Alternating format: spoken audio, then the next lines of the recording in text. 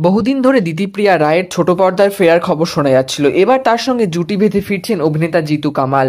দুজনেই ছোট পর্দার মাধ্যমে কেরিয়ার শুরু করলেও বড় পর্দা থেকে ওটিটি জগতে নিজেদের নাম প্রতিষ্ঠা করেছেন। দর্শকের থেকেও পেয়েছেন বিপুল ভালোবাসা। তাদের জুটিকে পর্দায় নতুনভাবে দেখার জন্য উৎসাহী দর্শক মহল। এসবিএফ এর প্রযোজনায় জি বাংলায় আসছে জিতু দিতিপ্রিয়ার নতুন ধারাবাহিক তোমাকে ভালোবেসে। ধারাবাহিকের প্রোমোতে দেখা যায় গল্পের নায়িকা দিতিপ্রিয়া সাইকেল নিয়ে গ্রামের রাস্তা দিয়ে হেলিকপ্টারের পেছনে ছুটছেন।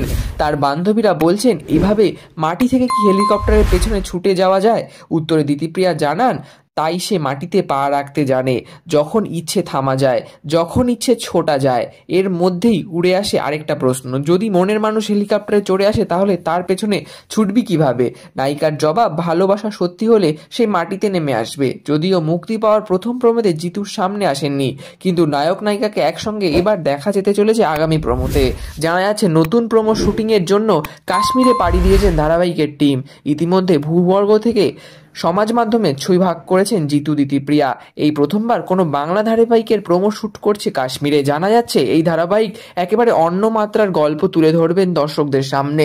এরকম নিত্য নতুন আপডেটের জন্য আমাদের চ্যানেলটি সাবস্ক্রাইব করে আমাদের পাশে থাকুন। ধন্যবাদ।